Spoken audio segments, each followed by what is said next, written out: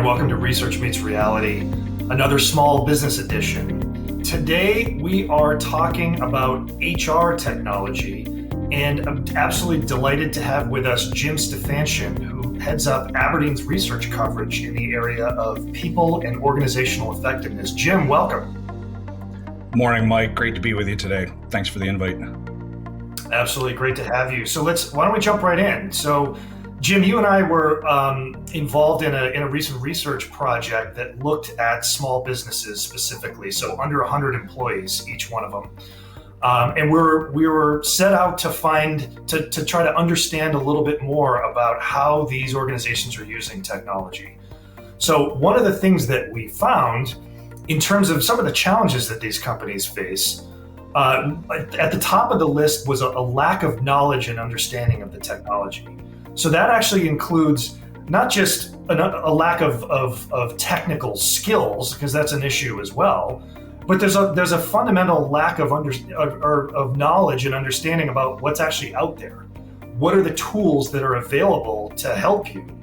And I was curious, why don't we start with the HR world, right? So is that something that you've seen for small businesses with HR technology, sort of just a lack of awareness of what's out there and what they can use? Absolutely. I think that's a great place to start, Mike. It's an issue for all companies today in various stages of their digital transformation. Roughly, 1/3 of small businesses see this as a top challenge. But I believe more specifically for small businesses, it's about increasing costs. It's about ongoing costs to maintain the technology. Almost half, or 47%, say this is their top issue. However, it would also be unfair to single out tech for small businesses as the only highlighted cost factor.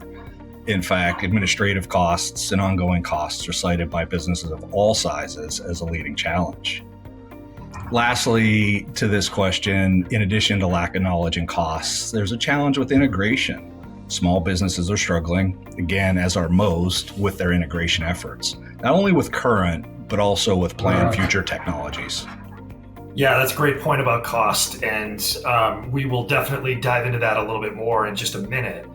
But I wanted to get to the mindset of a small business, right? If you're a small business owner or founder or a decision maker around technology, HR technology might not be the first thing that comes to mind. You might be thinking about my storage. You might be thinking about your network. There's a whole variety of things that might come to mind.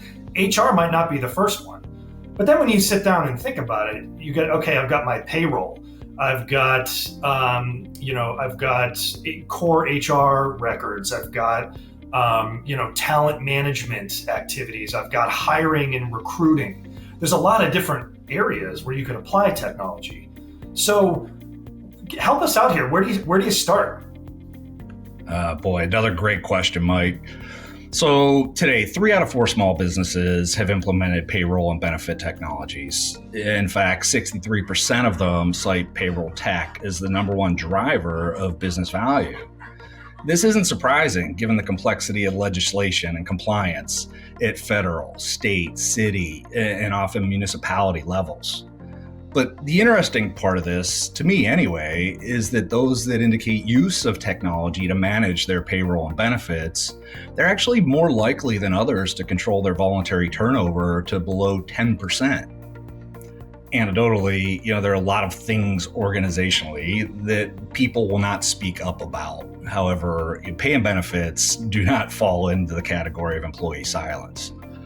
And I'm not implying those that don't incorporate pay and benny technologies are not compliant, are not paying their people what they're owed. The majority of those that aren't leveraging technology are actually most likely to be outsourcing the work to help stay compliant. Beyond that, from my perspective as a scholar practitioner, I believe to answer the question, we really have to consider how drastically the work models have changed over the past few years. Today, post-pandemic, we're dealing with changing combinations of on-site, hybrid, and remote workforces. We're dealing with full-time, part-time, and a growing number of contingent workers, on-site, hybrid, and/or remotely. So how the work gets done, where and when it gets done, and who's doing the work has changed very quickly in unforeseen ways. So given all of that, I believe creating a healthy company culture is crucial. Ensuring company regulations and policies are clearly communicated and easily accessed. The other side of that coin is ensuring secure collaboration. Both inside and outside the organization is incredibly important in today's hypersensitive data security environment. So to summarize, small businesses should establish policies and practices that drive excellence and achieve their strategies for growth. They should focus on tools and technologies that enable their employees to interact and collaborate in a secure, real-time manner. And technology can help in all of those, areas. Yeah, you make some great points, particularly around the hybrid and remote work environment and what they're doing to solve some of those challenges. You talked about contingent labor, and you talked about automating some of these other processes for compliance. Really great points. But I wanted to get back to the question of cost, because you brought this up a little earlier. So I've made this point a few times before, but when you think about small businesses, typically you're dealing with small budgets. I think the research showed that if you look at the annual technology budget for all technology, on average for small businesses, about half of them have an annual budget less than $50,000. Now, that's when you think about, we just talked about all the different technologies that just fall under the umbrella of HR, but we haven't even gotten into infrastructure or operational systems or customer-facing systems or whatever.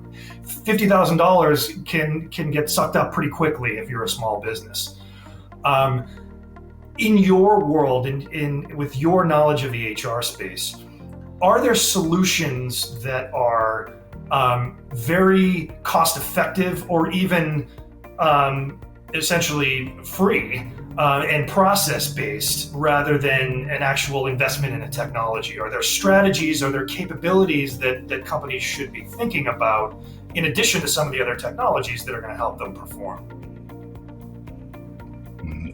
Yeah, that's not only a good question, but it's a tough question. So I think I'll give my favorite HR answer. It depends. Yes, there are a lot of low-cost solutions on the market today. In fact, I recently attended the Global HR Technology Conference in Las Vegas, Nevada. There were over 400 vendors on site showcasing their capabilities and solutions. Everything from all-in-one systems to one-off app-driven solutions. There's a lot of interest today from small businesses in talent and/or workforce management. Roughly a third of small businesses that we reached out to and surveyed indicate that they'd like to actually add these capabilities to their tech stacks. 37% of small businesses cite quickly changing business requirements as their leading talent management pressure. Given the continued industry disruptions and the fact that small businesses also report approximately 54% of their employees will need to master new skills as their current jobs evolve. Technology that can help align capabilities to current and future strategies would be a great place to start. And again, there are numerous low-cost solutions on the market today. Wow, okay. 400 vendors in one place, all with solutions related to people and HR.